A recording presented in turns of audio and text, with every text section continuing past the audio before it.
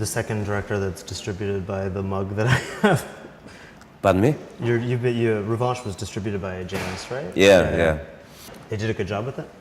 I'm sure, yeah. I know too little to urge, but I trust them extraordinary, and I like the way they understood the work, how they. No, it was great to work with them. Yeah, I felt somehow at home. All right, then we'll start with the start. How did you come to this project? Well, that's always a complicated question because all of my projects have roots somewhere. Even I don't really know where from they come. But in that case, it was a story I worked on years ago. Didn't finish it because something was missing. It was not. It didn't come to a point where I had the impression that this is a story that has to be told now. After Revanche, which you maybe know was a huge success,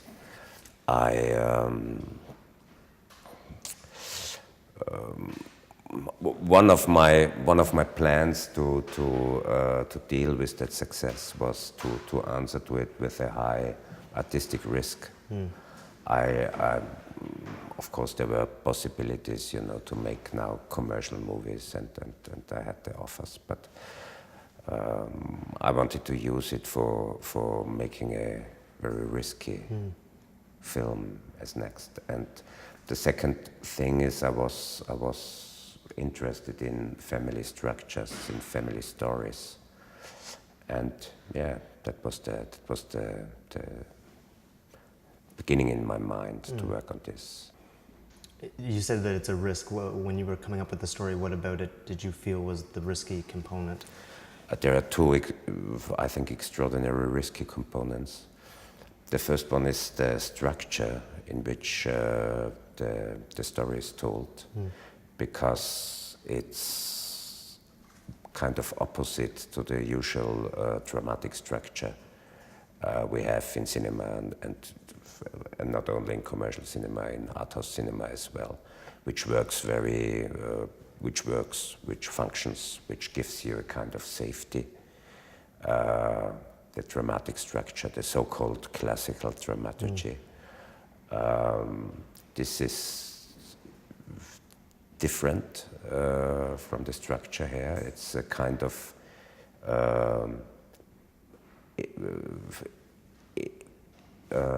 epic structure told story. But epic cinema usually works with a lot of... epic cinema usually needs a lot of things that happen and rich them. This story is very clear and very, very fragile in some way. It's basically in one house and some characters and not a lot of sensations happening, not a lot of character and landscapes and things, and so which usually epic cinema needs.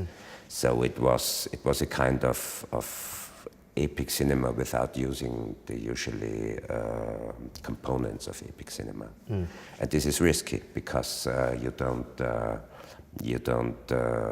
This is risky, but to say it very short, because it's somehow something new or something very different to the usual way to tell stories, to work in cinema. And the second risk is that it has a very asking topic, I would say, or better said, the question that stands behind the story. I think every story you tell, every film, every novel, somehow hidden has a question, which is the basis of the story. A question which is analyzed, or which is made more precise by telling a story. Not in a intellectual way, but with the possibilities of telling stories, with the possibilities of narrative, with one can say with the instruments of spirit, not of mind. So it's more complete than intellectual or mind processes. So the question is very big and very fundamental. And the bigger the question, the risk here is to speak about them, because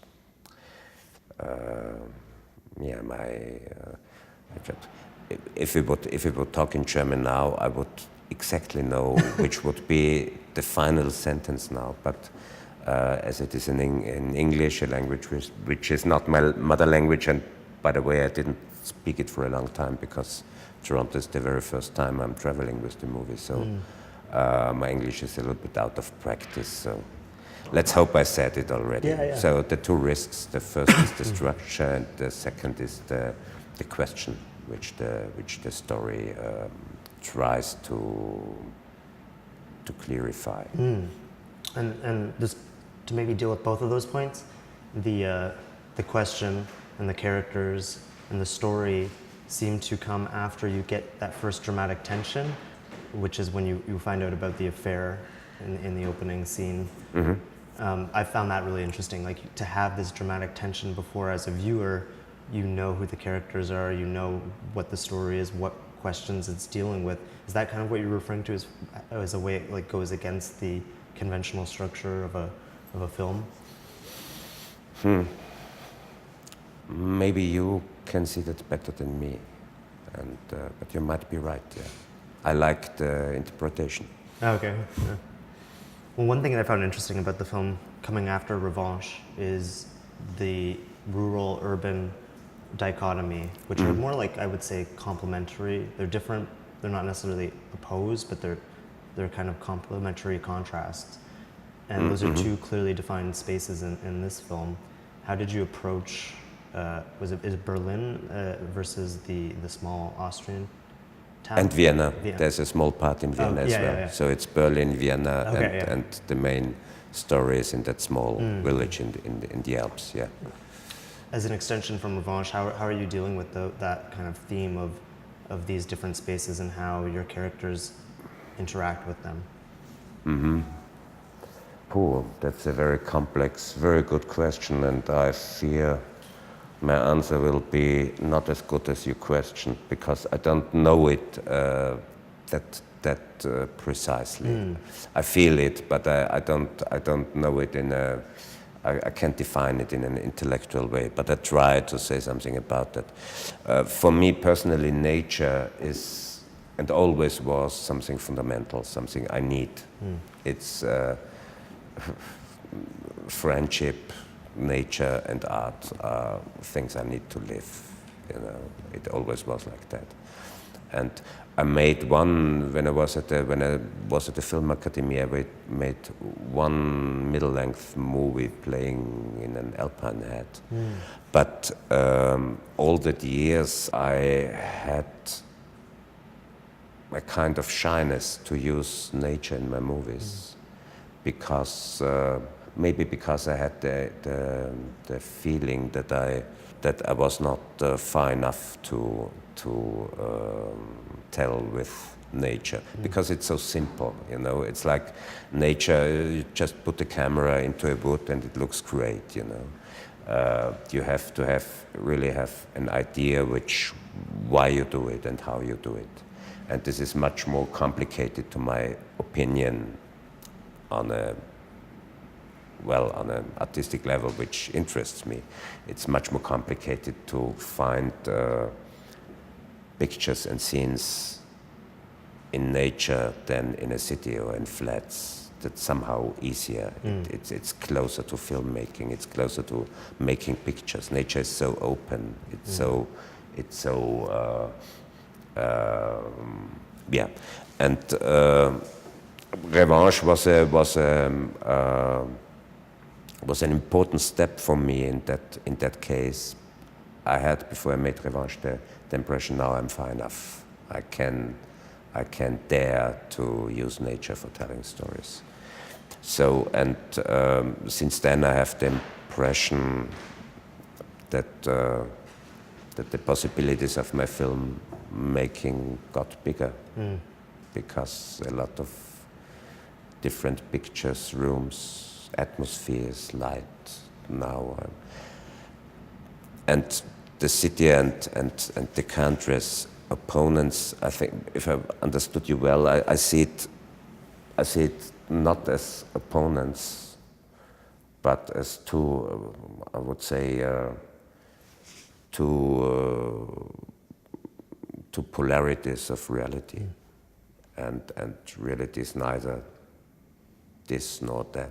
It's both in a complex way. So the thing nature means, they mean very different things. I couldn't say a city is that and nature is that, but that's much too simple, and it's so simple that it's close to stupidity to say that, you know, because a wood or a woman walking through a wood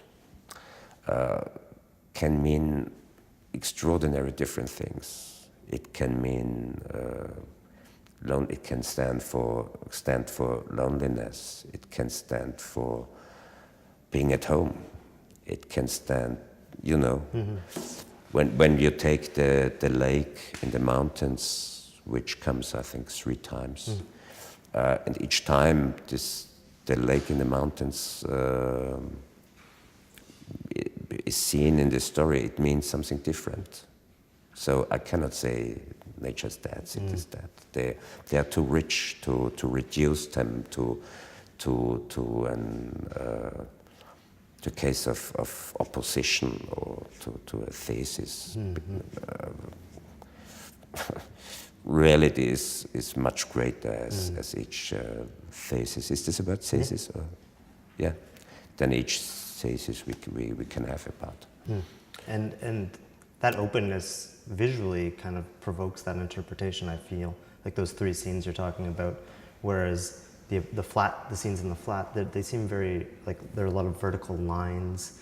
You feel a little more claustrophobic with them. Maybe it's the color palette. How did you and your DP approach shooting those? Were you just kind of reacting to the space, or did you have a particular type of apartment in mind that would embody the character of Sonia?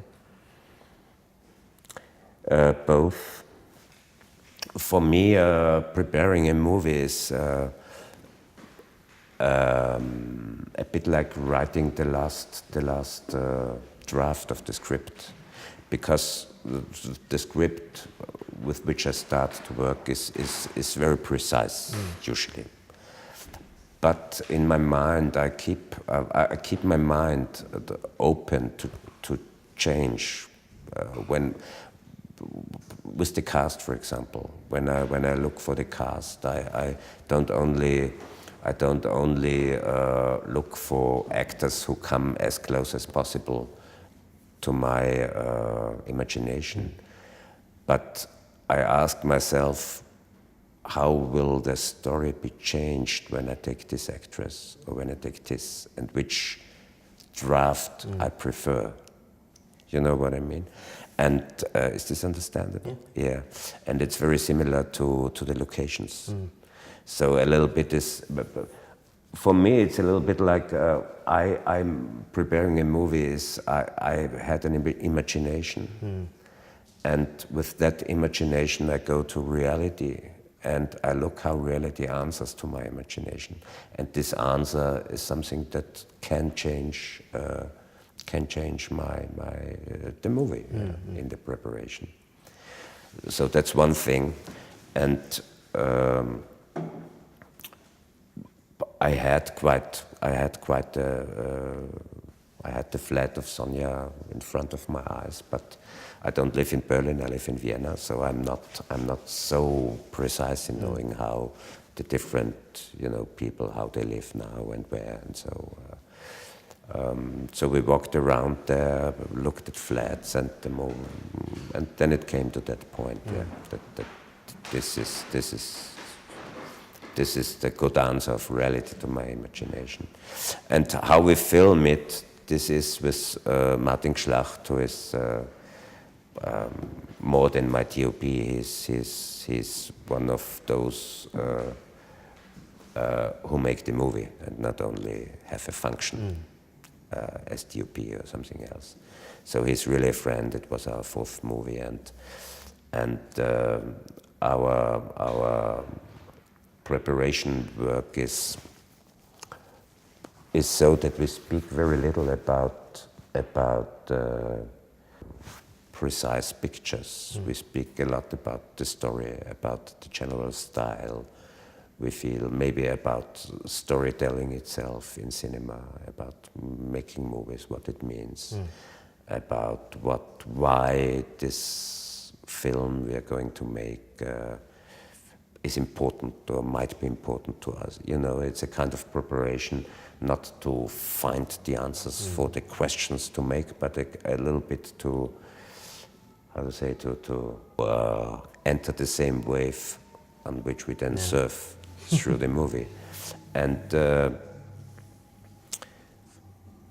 if it's not necessary by some practical reasons, we don't make any. How is this called when you draw each? Oh, storyboarding. Yeah, we don't make any storyboard. Nothing. Yeah. We really make the pictures or decide how to film at the beginning of each shooting day, and we even don't talk much about that before, because we know that we can trust each other and trust our instincts. So usually it starts that I tell Martin so the general structure a scene should have, where is shot, counter shot, or where should be cuts, what parts of the scene or what scene I want to make without any cut, what's close, what's total. So general kind of general structure. And with that, we together, and very often together with the actors, we then find the pictures, the rhythm, the montage. Now there's one shot, the near-death experience, where this that is seems one very choreographed. Like, that has to be, because that's an example where we had to think a lot and made a kind of storyboard. It wasn't drawn, but storyboard in our heads. Or another thing was in Antares, if you know if you saw it. I think you saw Antares, a movie of mine. The accident. Of course, things like that are storyboarded, but only if it has a practical necessity, never by artistic reasons. Au contraire, I think artistic work is or one thing which is kind of miracle and very important for artistic work is the intuition of the moment now, and really to that's very important in art, to my opinion. In filmmaking, it's not easy to find that points, because you have so much preparation, so much organization, so that it can easily happen that you don't work spontaneous anymore, but just do what you just try to reconstruct what your imagination was. So to me, it's very important to keep the process of filmmaking as open as possible. So that's one reason why I don't want storyboarding, because I believe in the moment now when I work, and the more I storyboard things, the more the moment now cannot emerge. And how did you achieve that, the near-death shot? Like it can. That was complicated. Yeah. It was for sure the most complicated scene I made. We made, Martin as well. We thought about that for months. there are two very asking things. The first is the how to make the I don't know the English word. You know, when someone is the CPR, not CPR. I can't think of the word either. But like to resuscitate the resuscitation. Yeah, like resuscitation, like to the resuscitation. Yeah. You know, when we looked at movies, how it was made, and it never was shown in a realistic way. It's really hard to do because the actor is alive, and this is very painful. And the alive actor has to concentrate on being without, not being living. And at the same time something very painful is made, so that this is a big problem, how to film that in a realistic, in an authentic way. That was one big problem in shooting that and making that scene. And the other thing was the freedom of the view, which the scene needed, because it's somehow a kind of near-death experience which is told with that scene. Yeah, and we really thought very long about how to do it and how to make it. And the solution was a combination of real camera movements. So it was a kind of tracks on the ceiling where we could move the camera. Had to train that. The people who moved it had to train it because it had to be done very, very fast and very precise. So some real movements. And the second is we shot in, I'm not a technician, so I think we shot in 2K or so, I think. And we shot this scene in 4K. So the picture was 4 times bigger, in the same quality as our usual picture, our usual format, which gave us the possibility to make zooms and make movements within the picture. So it was a combination of camera moving and a combination of digital moving within the picture. And of course this had to be constructed very precise, because the picture we filmed was not the picture we knew would be in the film. So it had to be filming and directing the actors and making the choreography of the scene. It was not made for the picture we saw, but for the picture that will be. So it was quite a complicated thing. So the narrative structure of this film, I think, is really interesting. Your last 3 films have all had a kind of network structure to them, but I think that with Antares and Revanche, it's a little clearer, whereas in this one, the network is almost thematic. Like, they're obviously all related, but each character has an affair that the others don't really know about, at least up until a certain point in the film. And then on top of that, when the father has his near-death experience, he has this vision, he has this experience that the viewer doesn't have, and that the daughters don't have, but the doctor knows. And I'm curious how, with each of these, it's something happening below the surface, something that is away from the other characters, but this is also what unites them, and how you came across this kind of narrative structure when you were working on the writing. I fear I don't understand the question. So, like, I think that there's an interesting way that they're all connected thematically, as opposed to just like being related, and how you arrived at this as like a kind of narrative structure for the film. Well, the word dramatically is maybe we should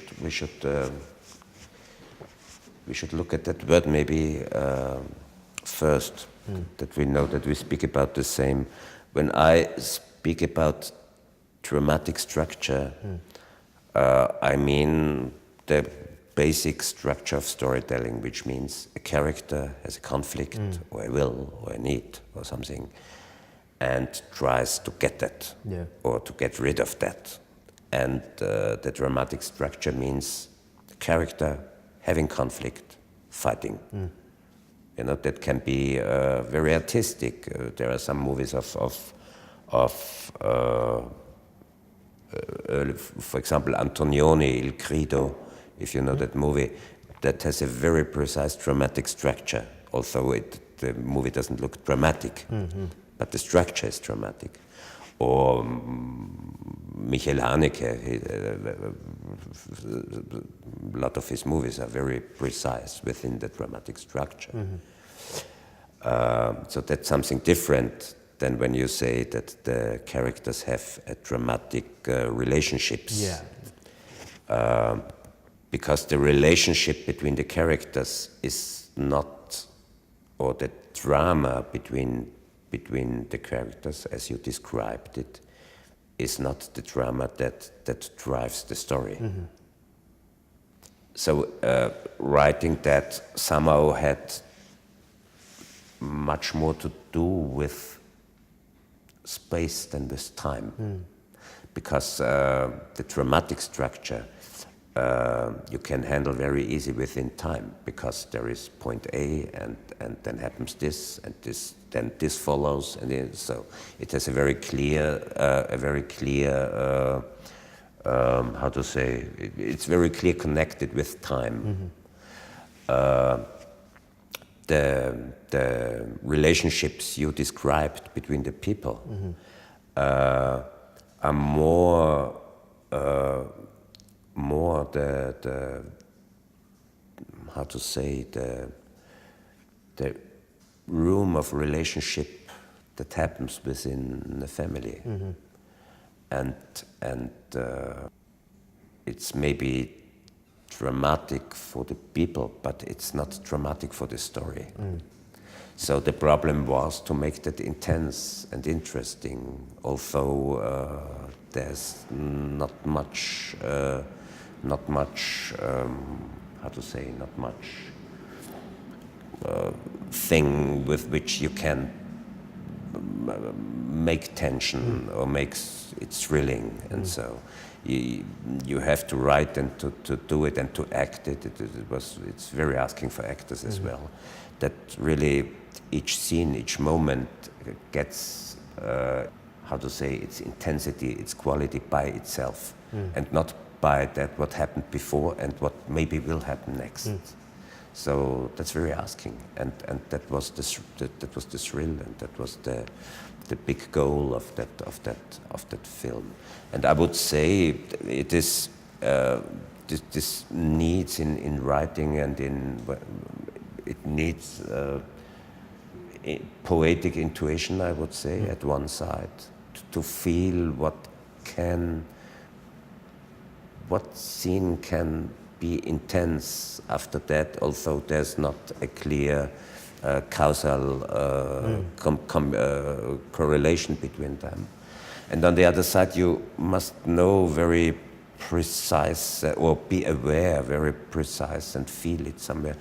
What is this movie about? Because the story doesn't help you.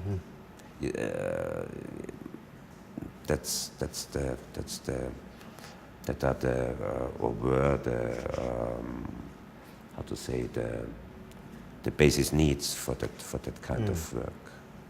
Is that why you're using so many dissolves? Is that both for time and space? How does the dissolve affect the film? What does dissolve mean? When one scene kind of fades into the next, like it's not just a cut. Like there's a. Are there many dissolves in it? I felt there were. I wasn't counting, but I felt like there were a lot of. No, there weren't. There weren't. I don't think so.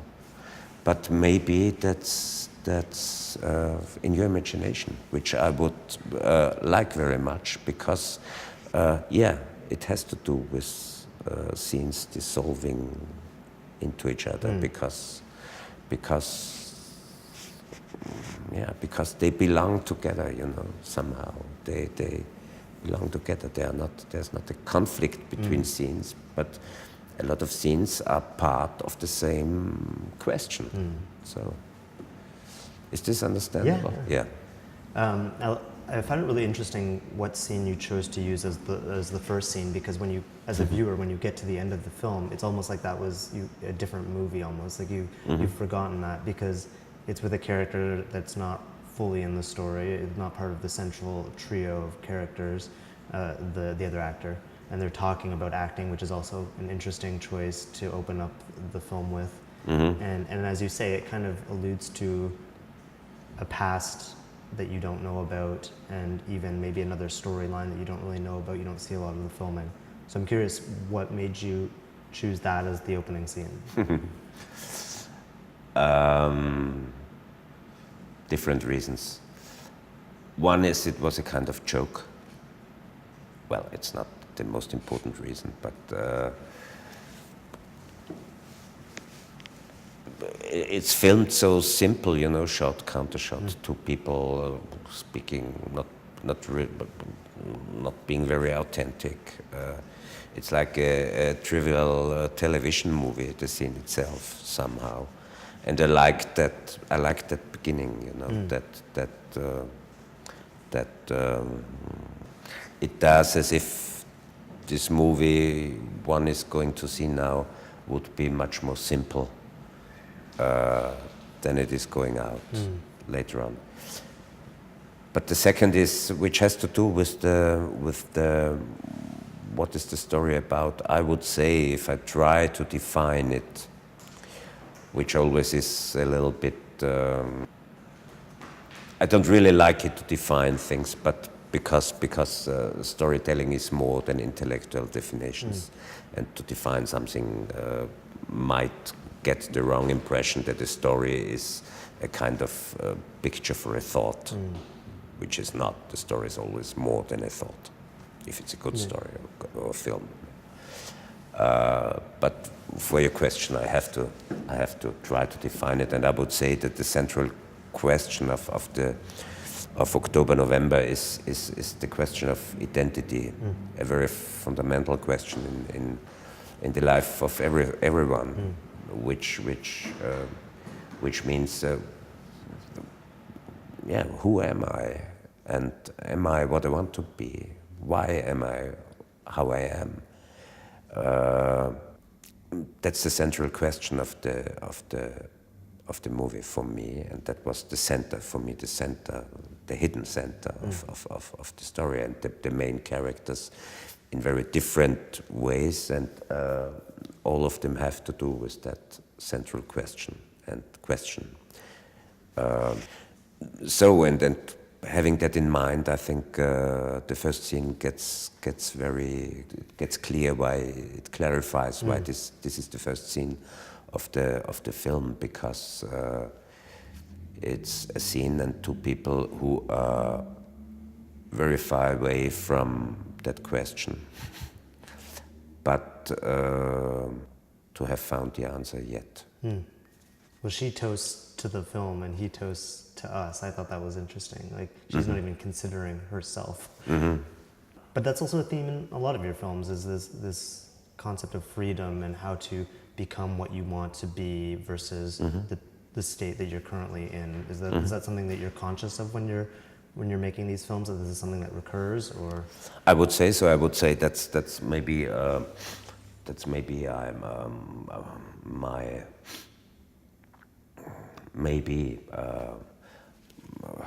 one of the basic reasons why I tell stories. I think of storytelling, filmmaking, being an artist. This means to me, it means to give something. It's an effort to give to others, to an audience, to spectators, whatever. And what I want to give is, I would say, a kind of belief in life and energy to deal with the questions which exist, and to believe in change to the better. And therefore characters interest me who fight for I would say, to coming to a life which is more livingful, not more richdom or more prestige, all that stuff which is in our society,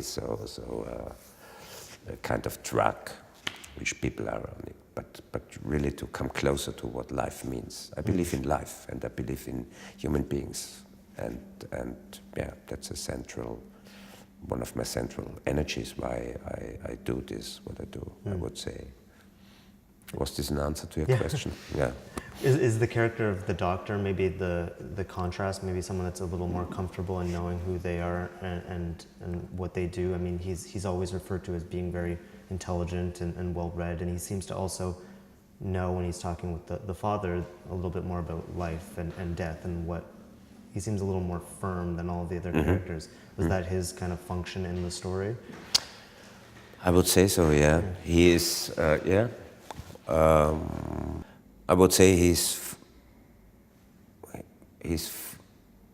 closer to himself than the others, and closer to the questions.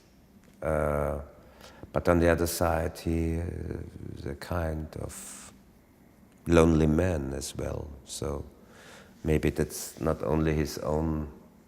That's not his only function as you described it, but the second might be that it's not enough to understand the things.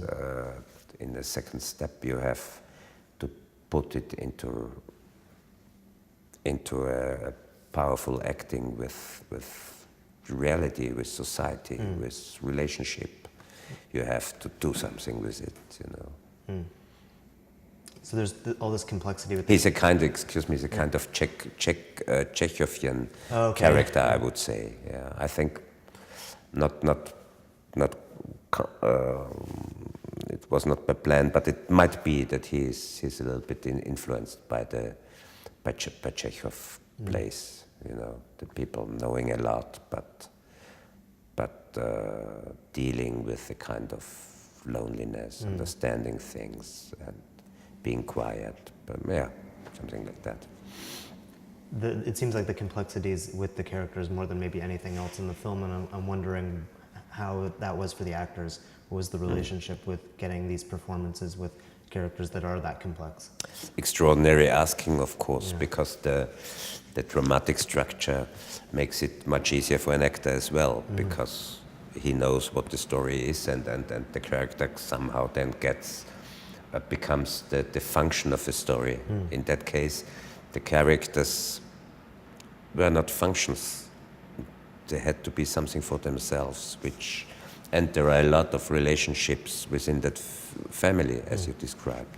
So we had to work on that. I always rehearse before I start shooting each movie, but some 2 weeks where I work with the actors, and we concentrate on their characters, and that's what we did. We worked a lot that they could have a high self-confidence about the characters, about the relationships in each scene. It's very asking. It was very asking for them, and I think they really were wonderful. Yeah. And what about the fact that there's the TV movie within the film as well?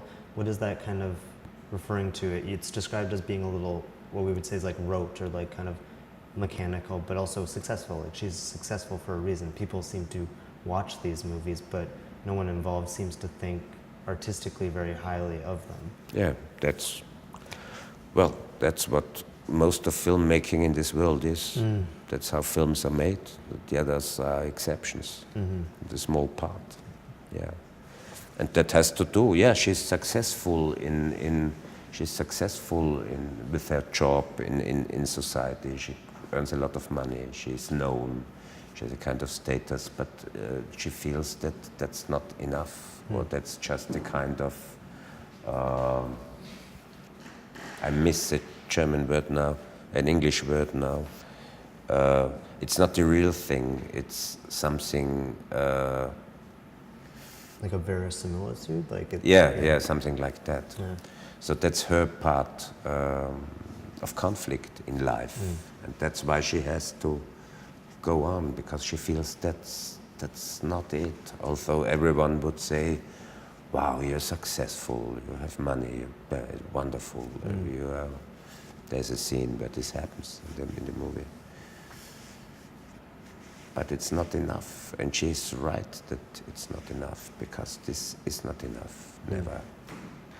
It's also always kind of risky to have a film within a film too, right? Like you're seeing the shots that they're constructing versus the shots that you're constructing. Yeah. Well, yeah, that's risky, but in that case it was not that risky, because the film in the film is such a different filmmaking than the filmmaking of the film, that it was more joyful to make that. But it was complicated. Some shots were quite tricky, because the camera in the film in film camera moves, our camera moves. So there had to be found scenes which make sense for the film in film, but on the other side make sense for us to film it. So it was tricky, tricky to direct and to find. But as this is a filmmaking which the average filmmaking as it is made most of movies in, and our work is very different from that. I didn't feel such a problem in that case, because it's not about our filmmaking, it's about the kind of filmmaking. And was it challenging to similarly come up with the lines of dialogue for the film within a film, because they're so different than maybe what you're used to? That really was hard work to write. I wrote the scenes, and I think it took me sleepless nights, because it's not my language. It's not.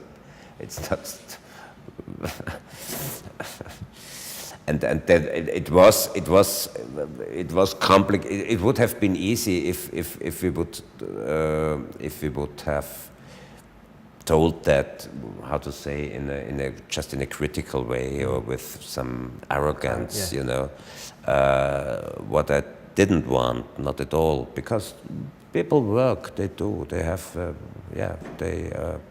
there's no need to be prepotent, or is this an English word? Prepotent? No. Pretentious?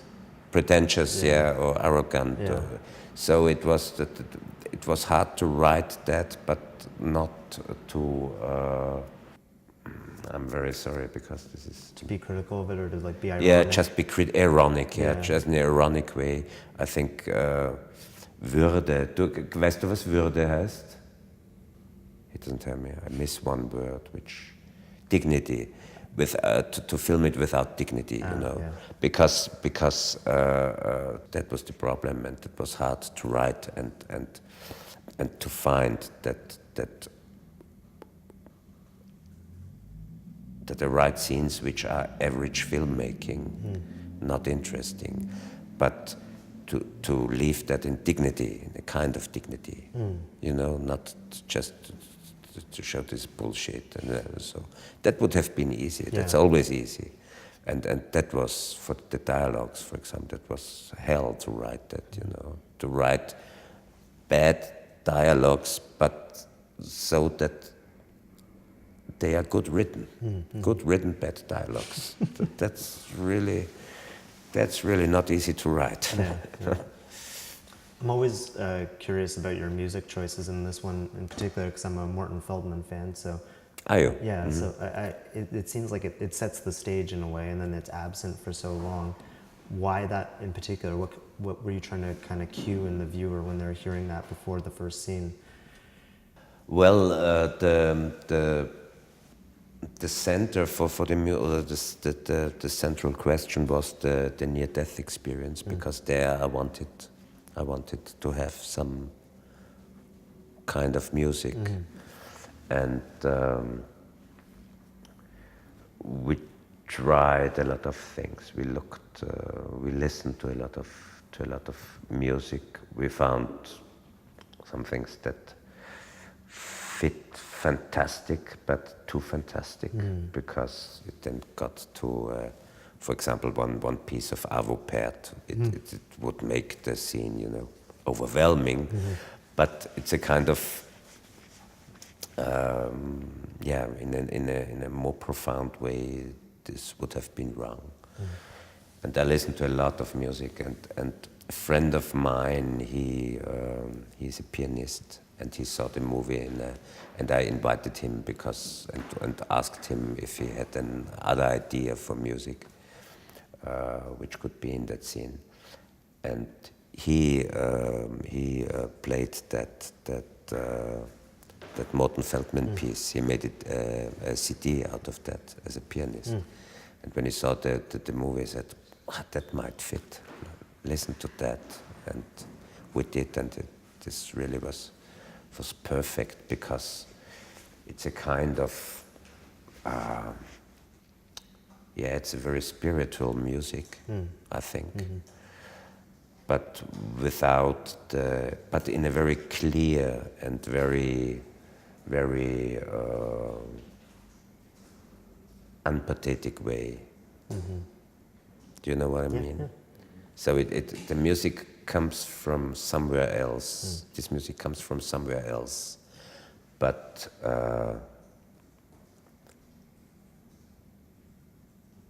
it makes no noise at all about coming from somewhere else.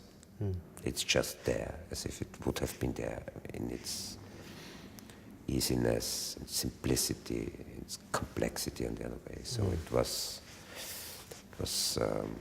wonderful to have found that piece. I didn't know it before I found it. I found it looking for the music for that. It seems like it's operating in a similar way as the title, which is very precise, but also it sets a tone that you don't fully. It's not so. What's the word? It's precise, but it's not. You don't have a specific meaning attached to it when you hear it, but it kind of sets a tone for the film. How did you finally arrive on as that? Pardon? How? How did you arrive at the title? Like, how did you decide to go with something like Oktober November for the film? You mean you mean not the title music? You mean the title itself? Yeah. Yeah. Okay. Well, first of all, I like the sound. Yeah. Oktober November. I say it in German now because Oktober November. It is like a small poem, you know, like a haiku. Oktober November. Secondly, it is. October, November, one has at once knows that this is part of something.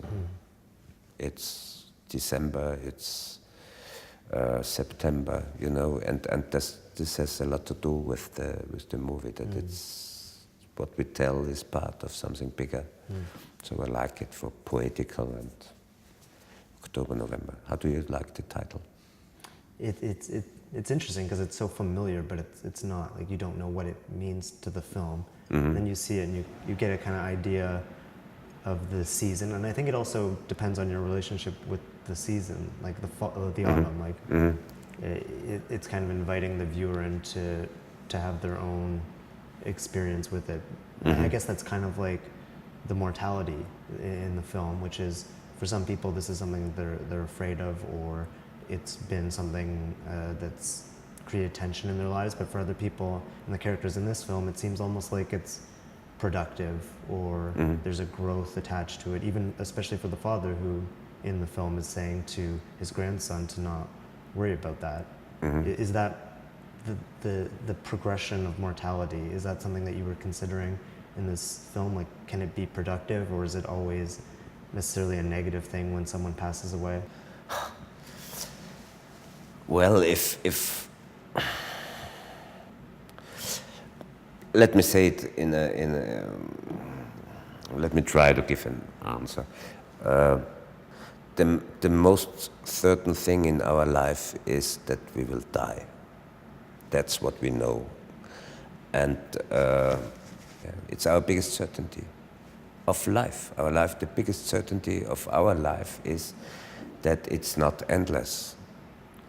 So if this would be negative, life itself would be negative. And as I told you before, I believe in life fundamentally. It's a belief, you know. I believe in life as being something precious and great and having some hidden sense in it. And if this is so, the fact that all of us will pass away once cannot be negative. And that's one possible answer. Another is that I made the experience, and friends of mine and made it as well, and told me that it can be something very rich when you get the possibility to be on the side of someone who loves when he passes away. This is not only something cruel and a horror also. It can, people can, it can make you strong. It can give you something, I would say, holy. It opens your mind. It opens your senses. It makes you more intensive. It makes you maybe more awake. So this is something, as said, it is when someone you love passes away, but this experience can be, and very often is, something extraordinary, important and rich.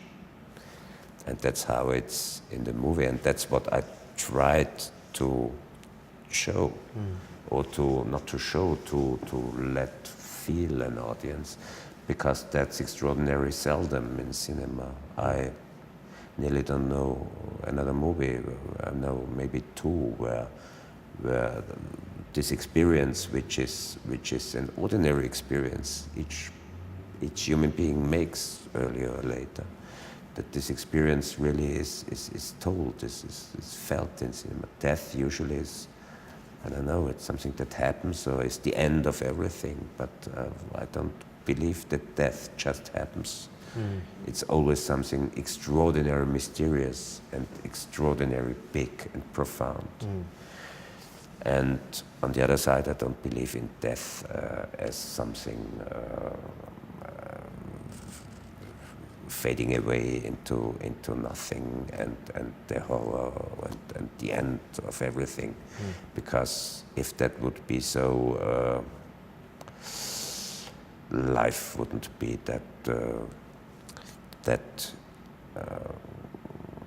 great as I feel that it is. And we're talking about this film, and we're talking about the ambitions you're mentioning there, and the riskiness that's associated in the complexity of this film. And it seems like it's growing out of your last two especially, and I'm wondering if you're seeing your filmography or your career as a trajectory, and if there's like a difference between, we were talking about The Neighbor and The Stranger. Those seem like very far removed from where you're at now. Are you aware of this kind of path that you're on with your films, or do you see, like, is there a kind of gap that exists between the more recent films and the ones of the past, or are they all kind of a piece? Well, that's a very good question. Again, there are two. The answer, again, just can be a complex answer.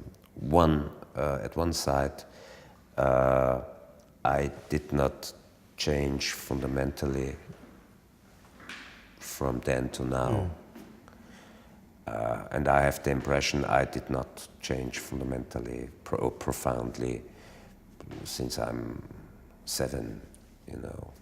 There's something not only in me, but I think in each human being, there's something, a kind of center which you have, and where everything comes from. But on the other side, of course, you change and you make a kind of evolution. And those movies you mentioned, The Neighbor or The Stranger, yeah, sometimes they are like movies of my small brother, kind of. But on the other side, I know that where my filmmaking is now, or is in that last movies I made, how they are, I even at that time felt that's where I want to go. So I would say the movies now are somehow beginning there in the earlier movies. And there are similarities, I would say. The view of the world, the how I deal with characters, the form in some way, being very aware of the formal aspects. Also it had a different style than my newer work, but the consciousness of form is the same. So yeah, to me they are far away, but very familiar at one time. The form you're mentioning, it's aware of itself, but they're not formalist films. Like there's a kind of naturalism. It's interesting. It reminds me of when, I guess, like when Fellini went, or generally when the Italian neorealists kind of went into more of a realism that was a subjective realism, as opposed to just like a documentary realism. And your films tend to not have a formalist quality, but there's a density to them, like the shots that seem like that awareness. And is that, how would you characterize the process of having a formal awareness in the more recent films?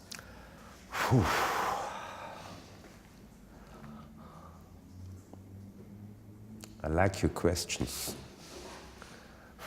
but they are quite asking. I fear I'm now, my English is too bad and I'm too tired now to give you an answer that comes close to the quality of your question. But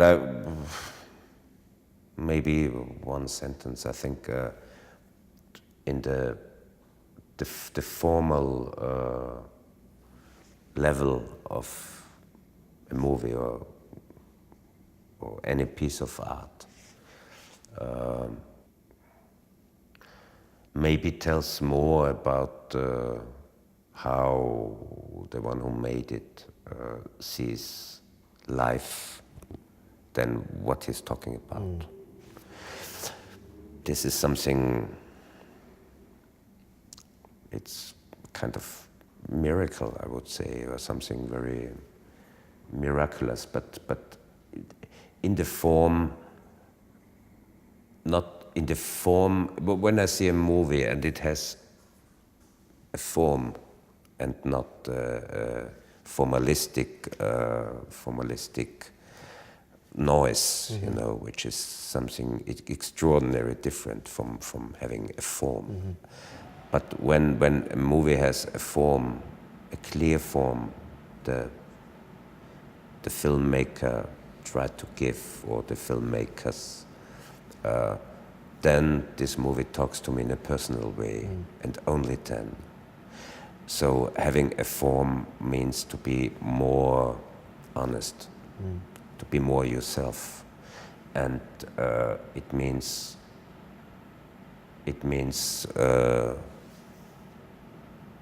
to talk personal to your spectator and not hide behind formalism and not hide behind how movies have to be made, which both is cold.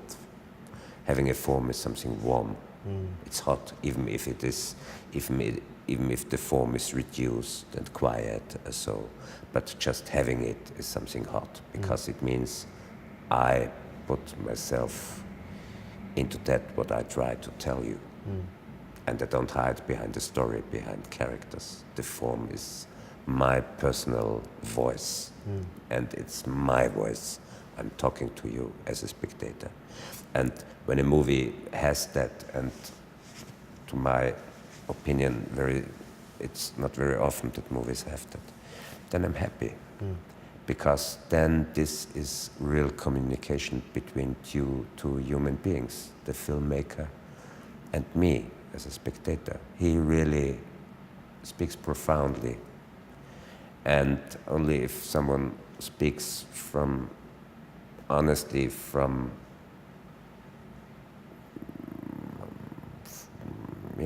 his or her depth, he or she can reach my depth. So that's form.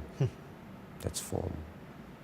Form is speaking personal and meaning it personal.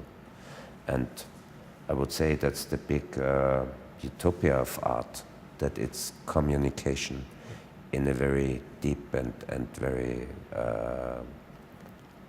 profound and honest way. It's communication. Thank you so much. Thank you.